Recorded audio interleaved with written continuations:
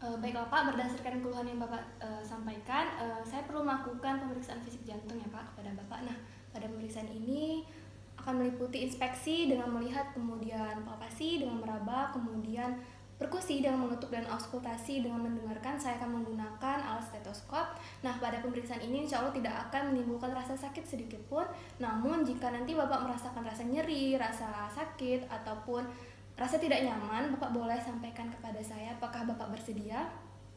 Bersedia. Baiklah Pak, nanti saya minta tolong untuk kancing baju depannya dibuka ya Pak, dan berbaring di atas tempat tidur. Nah, pemeriksaan pertama adalah pemeriksaan inspeksi dengan melihat, kita secara umum dulu inspeksi. Yang pertama pada bagian ekspresi wajah, kita lihat apakah wajah pasien tampak kesakitan, menahan kesakitan, kemudian tampak sesak, kemudian berkeringat, pucat, ataupun terdapat adanya tanda-tanda sianosis sentral, yaitu adalah kebiru-biruan pada bagian bibir ataupun kulit wajah. Nah, setelah kita lakukan pada ekspresi wajah, kita lakukan inspeksi pada bagian leher. Nah, kita lihat apakah terdapat tanda-tanda adanya pembesaran kelenjar tiroid, kemudian apakah terdapat distensi vena jugular. Nah, jika terdapat vena distensi jugular, kita minta pasien untuk melakukan pengukuran. Baik Pak, bisa kepalanya bisa dimiringkan ke sebelah kiri. Nah, kita melihat dalam keadaan kepala pasien 30 sampai 45 derajat. Nah, jika ditandai adanya tanda-tanda distensi dari vena jugular, maka kita akan lakukan pemeriksaan pengukuran vena jugular. Nah, jadi pertama adalah kita pastikan pasien miring kepalanya ke kiri, lalu kita lihat dulu puncak undulasinya. Nah, bila kita puncak undulasi dari vena jugular. Nah, jadi sebelumnya vena jugular itu adalah vena yang mengalirkan darah dari kepala ke dalam atrium kanan. Nah, kemudian tekanan vena jugular itu bukanlah merupakan tekanan dari kepala ke bawah, melainkan tekanan yang dilontarkan dari jantung ke atas. Nah, kemudian di sini adalah tekanan vena, di sini adalah puncak undulasinya. Setelah itu, bila kita curiga adanya batas puncak undulasi, kita bisa lakukan pengukurannya dengan cara meletakkan tangan di atas dengan membendungnya, kemudian didorong sampai ke bawah, kemudian lepaskan yang bawahnya sampai tekanan hingga batas puncak undulasinya. Nah, disinilah titik puncak undulasinya. Maaf ya Pak, saya coret. Nah, kemudian kita akan melakukan pengukuran dengan menggunakan 2 mistar. Nah, sebelumnya pengukuran ini kita menggunakan titik acuan, yaitu atrium kanan. Nah, di mana letak atrium kanan? Letak atrium kanan itu di sini clavikula. Letak atrium kanan itu di bagian pas tepat di bawah manubrium sterni. Nah, di sini manubrium sterni. Nah, di bagian penonjolannya ini, yaitu merupakan pertemuan antara ada corpus sterni, kemudian di sini manubrium sterni, dan juga pertemuan antara interkostal 2 dengan sternum. Nah, kemudian kita lakukan pengukuran dengan menggunakan 2 mistar. Yang satunya kita lakukan tegak lurus terhadap bidang. Nah, kemudian yang satunya lagi kita melewati dari puncak undulasinya, lalu kita laporkan titik pertemuannya. Nah, dilaporkan tekanan vena jugularnya adalah 4 cm ke dalamnya, dan ditambah 5 cm H2O, sehingga 9 tekanan vena jugularnya adalah 9 cm H2O. Kemudian selanjutnya kita melakukan pemeriksaan inspeksi pada bagian dada. Nah, kita lihat apakah adanya jaringan parut atau benjolan di daerah midsternal, kemudian di area subclavikula kiri ataupun kanan, sinistra dextra ataupun sinistra, dan interkostal atau sel-sel igalnya baik sinistra ataupun dextra. Nah, kemudian kita juga lihat denyut nadi di apex jantung atau di daerah dada kiri. Nah, kemudian kita juga perhatikan pergerakan dinding dada pasien saat bernapas. Nah, kemudian kita lakukan inspeksi pada bagian ekstremitas atas atau jari tangan. Kita lihat apakah tampak clubbing finger atau kuku jari tampak membulat ataupun membengkak, kemudian apakah tampak sianosis perifer yaitu kebiruan pada kuku jari. Baik Pak, boleh silakan tangannya di begini ya. Baik. Nah, ada celah berarti normal. Terima kasih Pak, boleh silakan diturunkan. Kemudian selanjutnya kita lakukan inspeksi pada bagian ekstremitas bawah. Maaf ya Pak, saya angkat.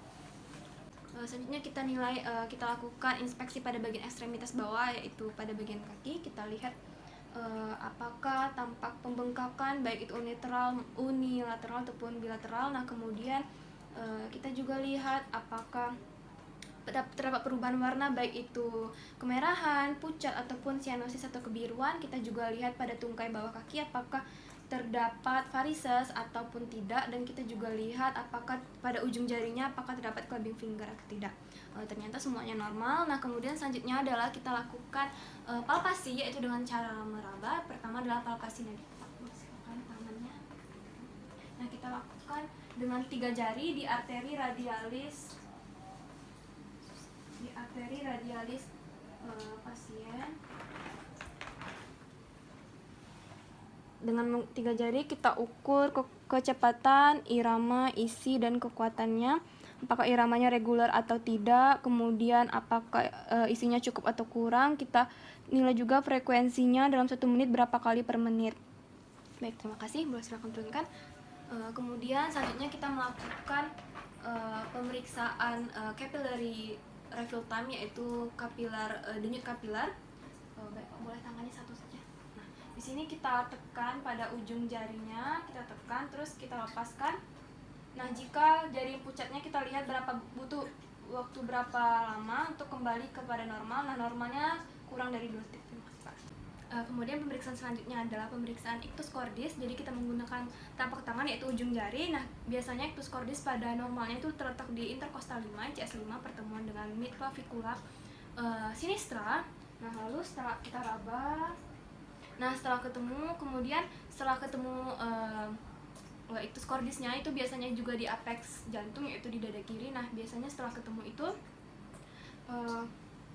bila terabanya keluar dari daerah sekitar sini, berarti berarti terjadi pembesaran ventrikel, maksud saya, baik itu di kanan ataupun di kiri. Nah, kemudian kita juga nilai kualitas ictus cordisnya. Jika teraba kuat berarti itu menandakan peningkatan ictus cordisnya. Bila teraba kuat berarti itu menandakan peningkatan curah jantung atau cardiac output. Kemudian selanjutnya kita bila mencurigai di bagian ekstremitas bawah, yaitu bagian tungkai kaki, kita melakukan pemeriksaan pitting edema. Maaf ya Pak, kakinya diluruskan terlebih dahulu. Nah, di sini kita lakukan pemeriksaan dengan cara menekan dengan ujung jari telunjuk 2 sampai 3 detik di tibia anterior. Nah, kemudian kita lepaskan. Nah, bila terjadi jari kita tadi ikut masuk ke dalam jaringan pembengkakan, berarti dilaporkan sebagai pembengkakan. Nah, di sini adalah normal. Selanjutnya kita akan melakukan pemeriksaan perkusi dengan cara mengetuk. Nah, sebelumnya pemeriksaan perkusi ini kita lakukan untuk mengetahui batas-batas jantung. Pertama, kita menentukan batas atas jantung. Kita lakukan perkusi dari ICS 2 ke mid clavicula sinistra.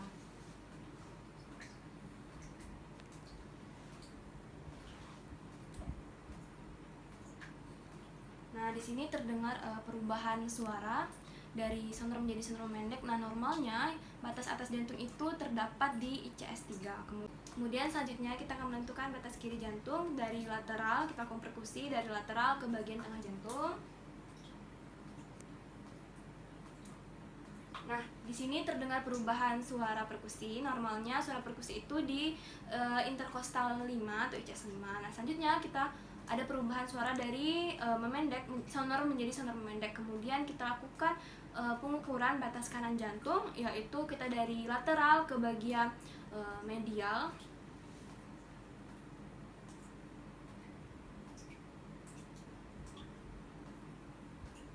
Nah, di sini adanya perubahan suara dari sonor menjadi sonor memendek. Nah, letaknya berada di linea parasternal dextra atau sekitar 1 atau 2 jari dari linea midsternal.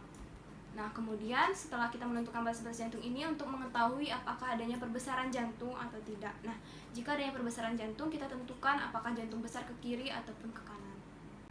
Kemudian selanjutnya kita melakukan pemeriksaan auskultasi dengan mendengarkan dengan stetoskop.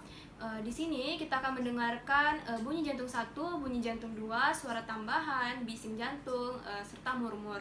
Nah, ini dilakukan pada 4 katup jantung, yaitu katup aorta, pulmonal, trikuspid, dan katup bikuspid atau mitral. Nah, tapi kita pastikan terlebih dahulu diafragmanya dapat berfungsi atau tidak. Kemudian kita lakukan pengukuran di 4 katup jantung, lokasi 4 katup jantung tersebut. Nah, pertama kita dengarkan di katup aorta. Nah, di katup aorta ini kita letaknya di interkostal 2, yaitu di linea parasternal dextra. Kemudian kita dengarkan lagi katup pulmonal. Katup pulmonal ini letaknya di interkostal 2, ICS2 juga, tapi di parasternal sinistra. Kemudian kita dengarkan di katup trikuspid. Nah, letaknya di ICS4, parasternal dextra. Kemudian kita lakukan di katup terakhir, yaitu katup mitral atau bikuspid. Nah, katup bikuspid ini terletak di ICS5, linea mid clavicula sinistra. Nah, setelah kita mendengarkan semuanya, jadi disimpulkan pada katup aorta dan pulmonal itu lebih dominan bunyi jantung 1 dibanding bunyi jantung 2. Lebih dominan bunyi jantung 2 daripada jantung 1 di katup aorta dan pulmonal, sedangkan di katup trikuspid dan bikuspid atau mitral itu lebih dominan bunyi jantung 1 atau bunyi jantung 2. Nah, setelah dilakukan semua pemeriksaan, kita laporkan kepada pasien.